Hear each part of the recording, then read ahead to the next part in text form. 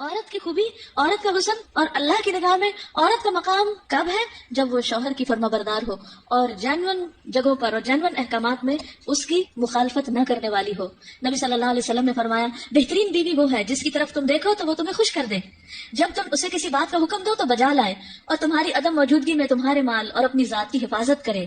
تو ہمیں ایسی بہترین عورت بن کے دکھانا ہے۔ رسول اللہ صلی اللہ علیہ وسلم نے فرمایا، اللہ تعالیٰ اس عورت کی طرف نظر رحمت سے نہیں دیکھتا جو خاوند کی شکر گزاری نہیں کرتی، حالانکہ وہ اس سے بے نیاز نہیں ہو سکتی، اس کے بغیر رہ بھی نہیں سکتی، لیکن جب وہ ہوتا ہے تو اس سے وہ صرف لڑائی کرتی رہتی اور گلے شکوے کرتی رہتی، کمپلینٹس، ہر چیز میں کمپلینٹس۔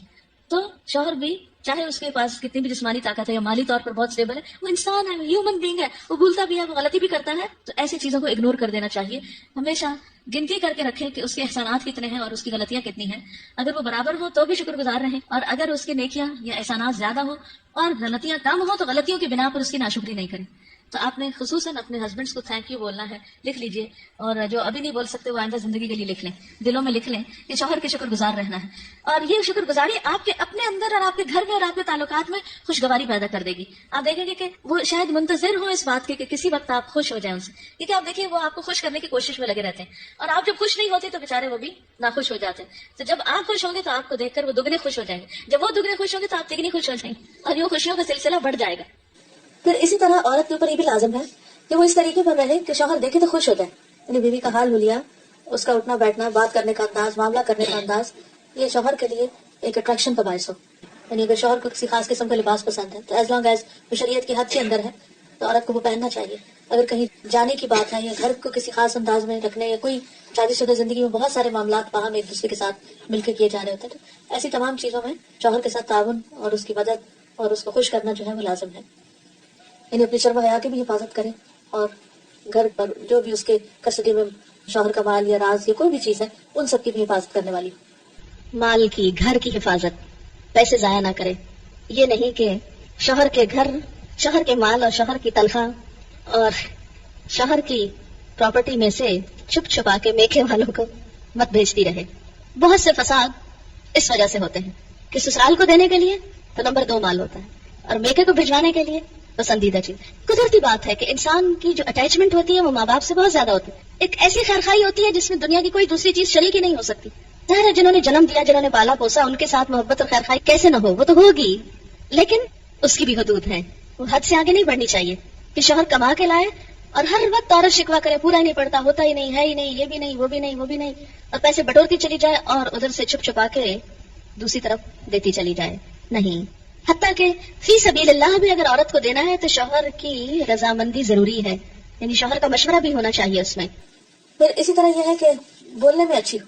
رسول اللہ صلی اللہ علیہ وسلم نے فرمایا، کنواری عورتوں سے نکاح کرو کہ وہ شیریں گفتار ہوتی ہے، یعنی کہ ان کے بولنے میں مٹھاس ہوتی ہے، اور تھوڑی چیز پر جلد خوش ہو جاتی ہیں، یعنی شکر گزار ہوتی ہیں، کیونکہ زیادہ دنیا نہیں دیکھی ہوتی اور مطالبے بھی کم ہوتے ہیں۔ اس لیے خصوصی طور پر بیوی کی حیثیت سے جو خوبی بیان کی گئی وہ یہ کہ شوہر کے ساتھ بات کرنے میں بھی اچھی ہو اور بہت زیادہ مطالبے کرنے والی نہ، اور نہ ہی اپنے شوہر کی اجازت کے بغیر کسی مرد کو گھر میں آنے کی اجازت ہے، کیونکہ اس سے بھی شکوک و شبہات پیدا ہوتے ہیں۔ پھر اسی طرح شوہر کے مال میں سے اس کی مرضی کے بغیر تحفہ یا صدقہ نہ کرے، کیونکہ کمانے والا مرد ہے، یا تو عورت کا اپنا ذاتی مال میں نے اگر پیرنٹ سے ملا ہے یا انہیرٹ کیا ہے یا وہ خود کماتی ہے تو اس میں تو اپنی مرضی سے جو بھی وہ کرنا چاہے، لیکن اگر شوہر کی طرف سے کچھ ملا ہوا ہے تو اس میں اس سے مشورہ کرنا اور اس کی اجازت لینا ضروری ہے، کیونکہ اصل مالک بہرحال شوہر ہے۔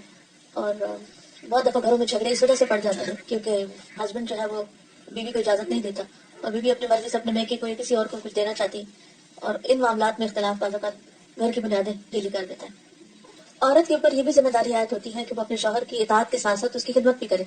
جس طرح شوہر گھر سے باہر سب کچھ کمانے کا ذمہ دار ہے تو اسی طرح عورت گھر میں آرام اور سکون فراہم کرنے کی بھی ذمہ دار ہے۔ پھر اسی طرح یہ ہے کہ شوہر کی اجازت کے بغیر نامحرموں سے گفتگو سے بھی بچنا چاہیے۔ حضرت علی بن ابی طالب سے روایت ہے کہ رسول اللہ صلی اللہ علیہ وسلم نے خاوند کی اجازت کے بغیر عورتوں سے ان کے گھروں میں گفتگو سے منع کیا ہے۔ اگر شوہر کو یہ بات پسند نہیں کہ عورت کسی مرد سے بات کرے تو عورت کو نہیں کرنی چاہیے، کہ بعض اوقات انہی چیزوں سے پھر جھگڑے پیدا ہو جاتے۔ پھر اسی طرح یہ ہے کہ مشکل حالات میں شوہر کا ساتھ دے۔ پھر اسی طرح بد اخلاقی اور بد زبانی سے دور رہے۔ اب یہ جو بد زبانی ہے یہ عام طور پر بہت سے کام خراب کرتی ہے۔ انسان کی زبانی ہوتی ہے جو اس کو عزت دیتی ہے، اور زبانی ہوتی ہے جو اس کو ذلیل کر دیتی ہے۔ اگر ایک زبان انسان کنٹرول کر لے تو اللہ تعالیٰ اور بندوں دونوں کے سامنے انسان سرخرو ہو جاتا ہے، اس لیے انسان سوچ سمجھ کر بات کرے۔ پھر اسی طرح یہ ہے کہ بد دعائیں نہیں دینی چاہیے، نہ اپنے آپ کو، نہ بچوں کو، نہ شوہر کو، اور نہ کسی اور کو، کیونکہ اگر کوئی دوسرا بد دعا کا مستحق نہ ہوا تو وہ بد دعا واپس پلٹے گی، جس نے دی ہے اسی کو آ کے لگے گی۔ رسول اللہ صلی اللہ علیہ وسلم نے فرمایا بد دعا نہ دیا کرو، نہ اپنے اوپر، نہ اپنی اولاد پر، نہ خادموں پر، نہ مالوں پر، کہیں ایسا نہ ہو کہ وہ قبولیت کی گھڑی ہو کہ جس میں اللہ تعالیٰ سے مانگا جائے تو وہ دعا قبول ہو جائے اور پھر انسان خود ہی پچھتائے۔ لیکن ریلیشن شپ کے اندر کچھ چیزیں ایسی ہیں جن کا خیال رکھنا بہت ضروری ہے، اور ان چیزوں کو ضرور ذہن میں رکھنا چاہیے جو تعلقات کی خرابی کا باعث بنتے ہیں۔ ٹھیک ہے، کچھ چیزیں تو وقتی طور پہ انسان کی طبیعت مزاج کا حصہ ہوتی ہیں، کچھ بچپن کی دو مختلف گھرانوں سے اٹھان ہوتی ہے، اور پھر مرد اور عورت کا جو بایولوجیکل ڈفرینس ہے وہ بھی بیچ میں بہت اہم رول ادا کرتا ہے۔ لیکن ان سب چیزوں کے ساتھ ساتھ کچھ فیکٹرز کو سامنے رکھنا چاہیے۔ اس میں جو چیز عموماً خرابی کا باعث بنتی ہے وہ بدگمانی ہے۔ جب کسی پہ شک ہونے لگتا ہے تو وہ شک انسان کو ختم کر دیتا ہے، انسان کا چین لوٹ لیتا ہے۔ ہسبینڈ وائف کے درمیان محبت کو قائم رکھنے والی چیز اعتماد ہے۔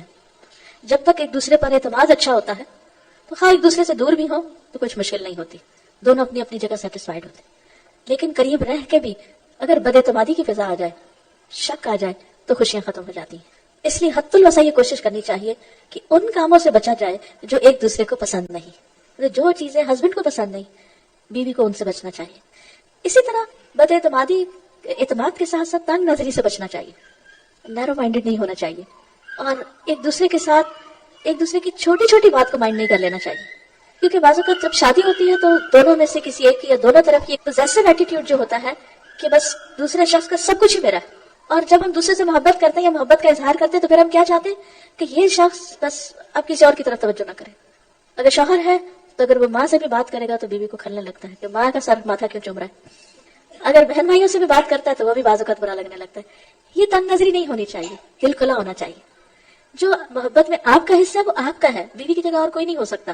لیکن یہ بھی یاد رکھیے کہ جس ماں نے تکلیف اٹھا کے جنم دیا ہے اور سالوں سال دعائیں مانگ مانگ کے اس کو پالا ہے اور بڑا کیا ہے اور اس منزل تک پہنچایا ہے کہ جب وہ کامیابی کے ایک اعلیٰ منزل کو پہنچا تو اب آپ کے ساتھ اس کا ریلیشن شپ ہو رہا ہے، تو جس نے یہ ساری منزلیں طے کی ہیں اس کا حق اپنی جگہ ہے، اس حق کو کبھی فراموش نہیں کرنا چاہیے، بلکہ شوہر کی مدد کرنی چاہیے کہ وہ اپنی ماں کا خیال رکھ سکے اور اس کا ساتھ دینا چاہیے۔ اگر وہ کسی قسم کی کمی کوتاہی کر رہا ہے تو ایک اچھی بیوی کی خوبی یہ ہے کہ وہ اس کو توجہ دلائے کہ تمہاری ماں تمہارا انتظار کر رہی ہے۔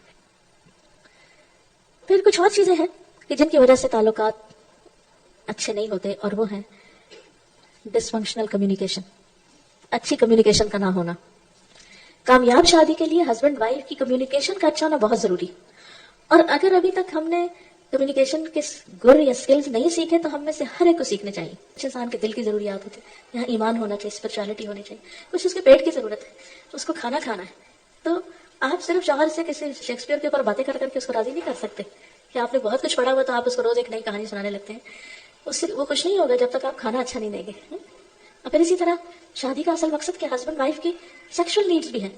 اب اگر آپ کھانا بھی اچھا پکا رہے ہیں اور آپ باتیں بھی بہت اچھے کر رہے ہیں اور بڑے اسپرچل بھی ہیں، بڑا ایمان ہے آپ کے اندر، لیکن ہسبینڈ اگر آپ کو بلاتا ہے تو آپ موڈ آف کر لیتے ہیں اور اس کی ضرورت پوری نہیں کرتے، یا اس کے ساتھ محبت سے پیش نہیں آتے، یا اپنی محبت شو نہیں کرتے، تو بھی غلط بات ہے، ریلیجسلی بھی غلط بات ہے۔ تو یہ چیز بھی بعض اوقات جھگڑوں اور فساد کا باعث بنتی۔ ٹھیک ہے، انسان کے موڈ اپ اینڈ ڈاؤن ہوتا ہے، کبھی دل نہیں بھی چاہتا، لیکن اس وقت انسان یہ سوچے کہ اگر میرے اندر کسی چیز کی طلب ہو اور کوئی اور مجھے پریونٹ کر دے اسے تو پھر میرا کیا ہوگا۔ تو اس وقت مجھے اگر نہیں بھی ضرورت ہے، ہسبینڈ کی ضرورت ہے، تو دونوں کے درمیان جبھی لگے گی نا جب ایک دوسرے کی ضروریات کا خیال رکھیں گے۔ تو جب انسان کبھی اپنے من کو مار کے دوسرے کو خوش کر دیتا ہے تو اللہ تعالیٰ اس کے عوض اس کو اس سے بڑی خوشی عطا کرتا ہے۔ ان چیزوں کا خیال رکھنا ضروری ہے۔ پھر اسی طرح یہ ہے کہ بے تکلف ہوں لیکن شاؤٹ نہیں کریں ایک دوسرے پر، احترام اپنی جگہ قائم رہے، کیونکہ چیخ چلا کے بات کرنا، دور سے شاؤٹ کرنا، اس سے بھی ایک دوسرے کے لیے بعض اوقات دل جو ہے وہ ایک دوسرے سے تنگ ہونے لگتے ہیں۔ پھر ایکیوزنگ بہیویئر نہ ہو کہ ہر چیز میں تو ہم کو ٹائم ہی نہیں دیتے اور آپ تو بہت ہی مصروف رہتے ہیں اور آپ تو ایسا ہے اور ایسا ہے۔ جب آپ ایکیوزنگ ٹون میں ہر وقت بات کرتے ہیں تو دوسرا بیزار ہونے لگتا ہے۔ اچھا میں نے اتنی دفعہ فون کیا، آپ نے اٹھایا ہی نہیں، اور میں نے یہ چیز لانے کو کہی اور آپ لائے نہیں، اور آپ کو تو کبھی یاد ہی نہیں رہتا، اور آپ کے لیے تو بچے کوئی اہمیت ہی نہیں رکھتے، اور آپ کے لیے تو گھر کچھ ہے ہی نہیں، وغیرہ وغیرہ۔ اس طرح کی جو ایکیوز کرنے والی باتیں ہیں، اعتراض کی اور ہر وقت کمپلینٹس، ٹھیک ہے ان کا بھی زندگی میں ایک پارٹ ہوتا ہے، ہونی چاہیے کبھی، میں نہیں کہتی کہ وہ نہیں ہونی چاہیے، لیکن بس تھوڑا حصہ۔ اگر آپ ایک گراف بنائیں نا تو اس میں اس کا ایک چھوٹا حصہ ہونا چاہیے اور دوسرے کو انڈرسٹینڈ کرنے کا ایک بڑا حصہ ہونا چاہیے، کیونکہ اس سے جب صرف ایک دوسرے کو بلیم کرنے والا ایٹیٹیوڈ ہوتا ہے تو ایک دوسرے سے بیزاری پیدا ہو جاتی ہے۔ پھر اسی طرح یہ ہے کہ जबान दराजी, गाली गलौज, बदतमीजी, बद अखलाकी, ये दिलों को इस तरह फाड़ देते हैं कि फिर जोड़ने मुश्किल हो जाते हैं। और फिर इंसान एक दफा ये कर लेता है, लेकिन उसके बाद इतना उसका जैसे हड्डी एक टूट जाती है ना, तो फिर उसके दुरुस्त होने में बड़ा टाइम लगता है। ऐसे जब दिलों को तोड़ देते हैं ना हम, थोड़ा सा गुस्सा जाहिर करके, तो फिर उनको दुरुस्त होने में एक टाइम लगता है। और फिर हम बाज़ औक़ात 1 मिनट में तोड़ते हैं, अगले मिनट में कहते हैं सॉरी, और अगले मिनट में चाहते हैं दूसरा शख्स बिल्कुल ठीक हो जाए। ये उसको टाइम दें अब, हत्ता कि वो उसकी मरहम पट्टी हो चुकी है। फिर इसी तरह ये है कि बाहर से उकसाने वाले भी बाज़ औक़ात ताल्लुकात को खराब कर देते हैं। हस्बैंड वाइफ के दरमियान अच्छे बने ताल्लुकात होते हैं, लेकिन कोई रिश्तेदार, कोई दोस्त, कोई इधर उधर के लोग वो आके ऐसी ऐसी बातें करते हैं कि जिसकी वजह से एक मोहब्बत भरा रिश्ता जो है उसके अंदर रखने पड़ने लगते हैं। इस बारे में नबी सल्लल्लाहु अलैहि वसल्लम ने बहुत सख्ती से फरमाया कि जिसने शौहर के खिलाफ उसकी बीवी को बदजन किया, यानी शौहर के खिलाफ उसकी बीवी के दिल में कोई ऐसी चीज डाल दी, वो हमने से नहीं। फिर बात ये हो रही थी कि दूसरों की इंटरफेरेंस हस्बैंड वाइफ के बीच में, ये सिर्फ सास की, लड़की की सास की तरफ से नहीं होती, बाज़ औक़ात लड़के की सास की तरफ से भी होती। हम माएँ बाज़ औक़ात बेटियों का पीछा किए रखती हैं और छोटी छोटी बात में हम इंटरफेयर करते हैं। अच्छा क्या खाया था, क्या बनाया था, कहाँ गए थे, ये मिला कि नहीं मिला, ऐसा हो गया या नहीं हुआ। इन बातों की वजह से बाज़ औक़ात बहुत गड़बड़ हो जाती है। बच्चों को एक फ्रीडम देनी चाहिए कि आपस में एक दूसरे के साथ अंडरस्टैंडिंग करें, क्योंकि कर हम मोहब्बत कर रहे होते हैं लेकिन उल्टा दुश्मनी कर रहे होते हैं। एक और हदीस में आता है, औरत शौहर के मामले में किसी दूसरे की बात न माने, किसी दूसरे की, हत्ता के पेरेंट्स की भी। आपको पता है कि वालिदैन की इताअत फर्ज है। अल्लाह ताला ने कुरान पाक में क्या कहा, अल्लाह की इबादत करो और माँ बाप की बात मानो। लेकिन जब एक औरत की शादी हो जाती है तो अब उसके लिए उसका असल घर कौन सा है, शौहर का घर है, और अब उसके लिए वालिदैन की इताअत सेकेंडरी है, शौहर की इताअत नंबर 1 हो गई है। पहले वालिदैन उसकी कफालत कर रहे थे, अब शौहर उसकी कफालत कर रहा है। अब एक नया घर बन रहा है। इसके डिसिप्लिन में क्या है कि बीवी शौहर की बात माने, ना कि मेके की डिक्टेशन लेती रहे रोज टेलीफोन पर। एक दफा औरत होके आती है मेके से तो मूड बदला हुआ होता है। तो ऐसी सूरत में असल हुक्म क्या है कि शौहर ज्यादा अहम है। अब उसकी बात माने। और ये क्यों इतना सख्त डिसिप्लिन रखा गया? क्योंकि जब तक एक औरत की वफादारी उसके अपने घर से नहीं होगी, घर नहीं बनेगा। वो बात में उधर भागी जा रही है, ये घर खराब हो रहा है। अब उसकी अहमियत, उसकी ज्यादा अहम ड्यूटी क्या है कि अब वो नए घर की तामीर करे। इसलिए कि शौहर ने महर भी दिया है, घर दिया है, सब जरूरियात पूरी कर रहा है। अब आइंदा अल्लाह ताला ने एक नई नस्ल लानी है, उनकी तरबियत है, उनका काम है, इतनी जिम्मेदारियां आने वाली हैं। अब छोड़ो ध्यान पीछे का, अब आगे का सोचो।